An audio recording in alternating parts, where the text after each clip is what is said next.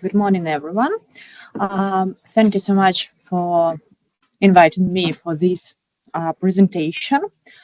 This topic, I guess, is crucial, the most crucial for me as a scholar. I began to work on the topic of corruption prevention, combating corruption from 2015, I guess, when I began to write my PhD. In 2018, I finished it, and now this topic is one of my research projects at Warwick Law School. So if we start to say about corruption, firstly, we have to identify the notion of it. So corruption, it's really like one of the most complex and persistent challenge to governance, undermining the integrity of public institutions, private organizations. So Ukraine stands at a historic crossroads, facing the immense challenge of post-war reconstruction and the persistent obstacle of systematic corruption. So usually and often corruption is defined as the misuse of public power for private gain, encompassing acts such as bribery, embezzlement, nepotism, and other unethical conduct by public officials. You see this notion. So in general, it distorts resource allocation, it weakens institutions and widens socioeconomic inequality. And governments, corporations, civil society organizations have long struggled to contain corruption, which often thrives due to weak regulatory framework, lack of transparency, as well as limited accountability mechanisms. So as we talk about this, transparency is one of the most important elements in promoting accountability and preventing and combating corruption. So corruption perception index is one of the most important index which shows how country deal with this problem, for example. So it's like the global indicator of public sector corruption. So you see that Ukraine received a score of 36 on a scale where 0 is highly corrupt and 100 is very clean. These data were taken from Transparency International, but it's on 2023. According to 2024, Ukraine received 35, so -1, and it's not good in case of the situation we have right now. So it showed that corruption, again, it continues to be in Ukraine. For example, United Kingdom, you see it's like in 2023, it was, if I'm not mistaken, it ranked 20 among 180 countries. And Denmark, Finland, it's one of the most clean countries without like corruption, or where the measures to prevent and combat corruptions are very good. So understanding of the financial aspects of corruption, they are crucial to develop an effective monitoring strategies. According to the notion given above, like which was given by Corinda and Mint, so we can say that there are like different types of corruption. So corrupt behavior can include, you see, like bribery, extortion, embezzlement, nepotism. I will not stop on these types, not to just to waste time, but I'd like to say about challenges which right now are very thin and obvious in Ukraine, and the possible solutions to it, or reforms which can be done.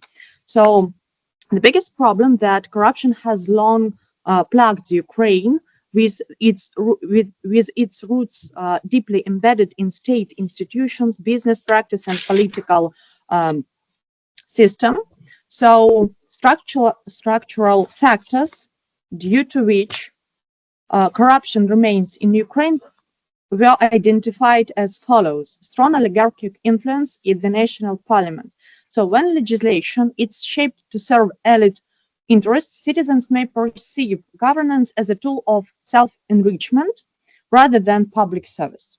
So this perception can lead to widespread political disengagement, social unrest, and the rise of, like populist movement that challenge the established order. In countries with weak institution checks and balances, oligarchic control of the parliament can also stifle political competition by limiting access to media, influencing electoral process, and suppressing opposition voice. So this results in a self-reinforcing cycle where political and economic power remains concentrated in the hands of a few, making it increasingly difficult to implement reforms that promote like transparency and accountability. The second one, it's ownership by big business interests of large parts of the media environment. So like when a few powerful corporation or wealthy individuals control significant position and significant like portion of media landscape, so they can shape narratives, they can influence public opinion and manipulate political and economic debates to serve like their own interests. So in such ways, this dominance often results in like biased reporting, a narrowing of diverse perspectives, and a decline in journalistic independence. The third one, it's tendency of large state funded programs to award contracts to politically connected firms. It's like rather than awarding contracts based on merit, cost effectiveness, quality, governance may favor companies with strong ties to ruling elites, leading to inflated costs, subpar outcomes, and systematic corruption. I will talk about like Prozora, an auction system, online auction system, which is based on blockchain technology, and blockchain technology is one of the possible solution to these like ways, but we will talk about this a little bit later. The second one, this fourth one factor is regulatory capture, resulting in the development of monopolies in important economic sector. So it occurs when government agencies, instead of acting in the public interest, are influenced or controlled by the very industries they are meant to regulate. So this phenomenon allows powerful corporations to shape laws, policies, and enforcement mechanisms to their advantage, often at the expense of competition, consumer welfare, and economic fairness. Penetration by organized crime of law enforcement agencies and security services. So when criminal organizations establish influence within policing and securing institutions, they then can evade prosecution, manipulate investigations, and gain access to sensitive intelligence, effectively weakening the state's ability to combat crime and corruption. So this phenomenon occurs globally, affecting both developing and developed nations, and can lead to systematic corruption, increased violence, and a loss of public trust in institutions meant to uphold justice. The next one, it's a compromised judiciary that is unable to adjudicate in an impartial and independent manner. So when courts are unable to adjudicate cases impartially and independently, they become instruments of political control, corruption, and repression rather than guardians of justice. This phenomenon weakens public trust in legal institutions and allows organized crimes, elite interests to thrive without accountability. And the last is like poor governance practices and low integrity in the private sector that pose significant threats to economic stability, fair competition, and investor confidence. So when business engage in unethical practice, weak oversight, or corrupt dealings, they undermine market efficiency and erode public trust, create corrupt dealings, create systematic risks that can lead to economic crisis. So we can say that structural weaknesses which were outlined, they pose significant risk like to rebuilding efforts, particularly in managing international aid, public investments, infrastructure projects. Without addressing like these governance challenges, reconstruction funding may be misallocated, misused, or exploited by vested interests, undermining economic recovery and social stability.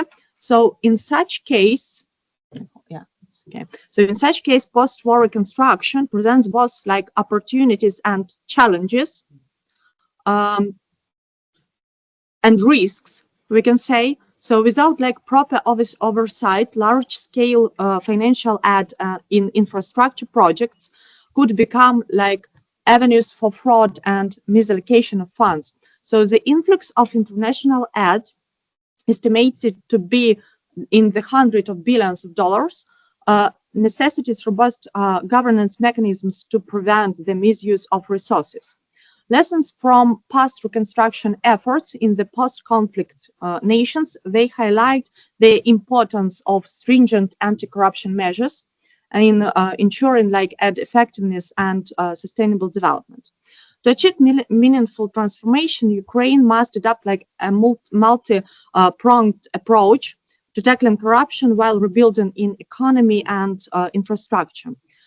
It was outlined that Ukraine should strengthen like anti-corruption measures included like legal frameworks, enforcement mechanisms, institutional capacity.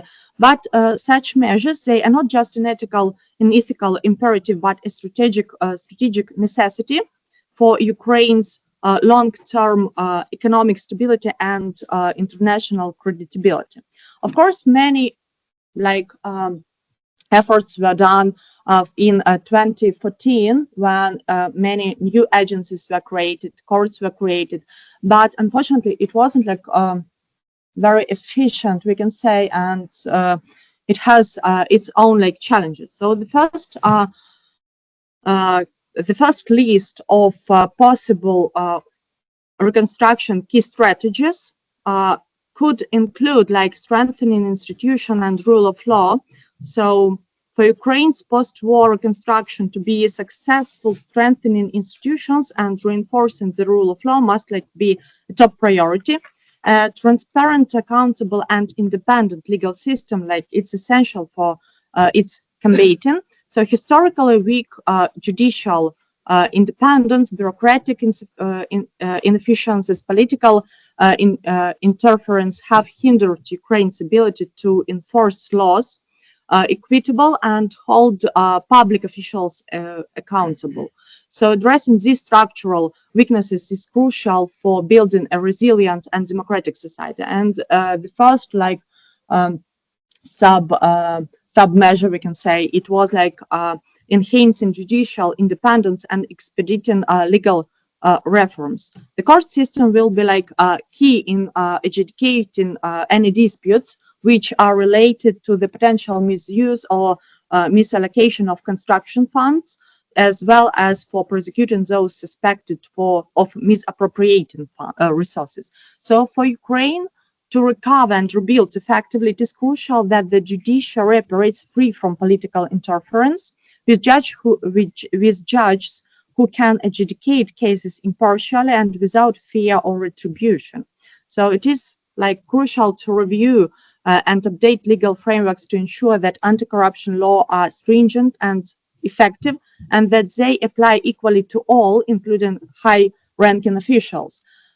Many reforms were made in these, like many amendments, we can say, were made into these, but it's still a big, like a big challenge that can lead to some risks. The second one measure is expanding the powers and resources of anti-corruption agencies like National Anti-Corruption Bureau of Ukraine, the High Anti-Corruption Court of Ukraine, which really like they showed effectiveness, but again, strengthening these agencies will enhance the enforcement of anti-corruption laws, deter fraudulent activities, and restore public trust in government institutions. These agencies also ensure that public resources are used efficiently and that those engaged in corrupt practices face legal consequences. It was mentioned also in the previous research that it's also about the interaction and cooperation between law enforcement agencies, which sometimes is not effective because of duplication of function, unfortunately, because of not sufficient internal cooperation or internal interaction, because sometimes it takes a very long time, which really sometimes leads to consequences that are not that were not like waited, we can say. And for the time while this interaction happens, or for example when a request was sent, for the time when it was sent back or it was received, like an answer was received, it isn't necessary anymore. So it's a big problem, and the methodology of external and internal cooperation, integration of these law enforcement agencies, of these structures, we can say, it's like one of the most important thing to avoid duplication of their function again, because sometimes they do the same work like for 2 times. So yes, it's like another one problem and another one solution. So the last one, it's establishing clear mechanisms for prosecuting corruption-related offenses at all levels of government, strengthening like prosecution mechanism. It requires clear legal definition of corruption offenses, streamlined like investigative procedures, specialized anti-corruption courts to handle cases efficiently. So as we've said, as I mentioned, like we have like these agencies and courts, but it's about their interaction, it's about their cooperation. Additionally, it should be noted that public reporting on case progress, transparent judicial proceedings, and stronger whistleblower protection will further reinforce accountability. So right now in Ukraine, we have, like, we can say, the Institute of Yes, okay, thank you, of whistleblower. But the biggest problem that we do not have specialized legislation on it. So some issues are regulated with on the law on prevention, corruption prevention. So like there are, like, if I'm not mistaken, it's 3 or 4 articles.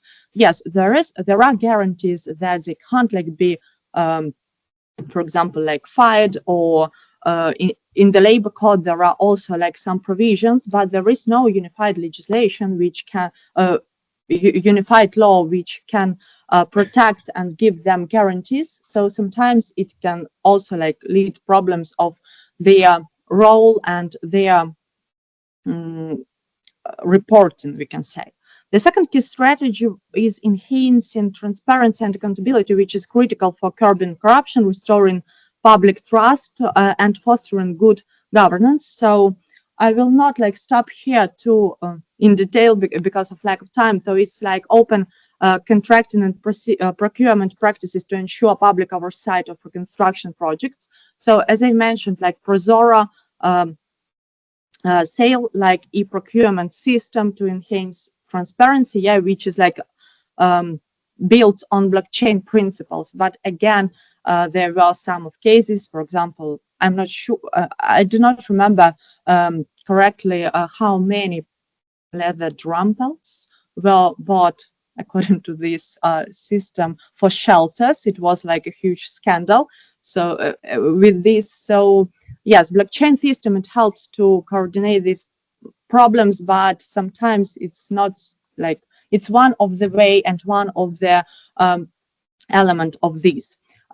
Again, here we can also list strengthening whistleblower protections and encouraging civil society participation in monitoring state spending, as I've mentioned in the first key point. The third one, it's ensuring donor oversight and conditional assistance. So like several initiatives and mechanisms have been established to address systematic barriers and promote transparency. For example, like European Union Advisory Mission Ukraine, Independent Anti-Corruption Commission. So it underscores their concerted efforts by both domestic and international stakeholders to ensure donor oversight. I will not stop like on these 3 main points, you see them. And the last one, it's empowering civil society and media. So it's like the critical strategy in Ukraine's ongoing reconstruction, ensuring transparency, accountability, and the prevention of corruption in the allocation of the use of resources. So civil society organizations and independent media, it play like a pivotal role in monitoring government actions, exposing misconduct and promoting good governance. So you see, it's like encouraging investigative journalism to expose corrupt practices and hold officials accountable, supporting NGOs in monitoring government activities and providing policy recommendations. And the last one is fostering a culture of civic engagement where citizens actively participate in governance and decision-making process. So I'm not saying that this kind of strategic measures, they really help to prevent it, to overcome corruption, but it can't be done like in a way that if it will be implemented, so corruption is no more in Ukraine or something like this, but in jointly, in combination, in right combination, it can help to undermine it, as well as to follow next steps into reconstruction. Yeah, thank you for attention. I hope I'm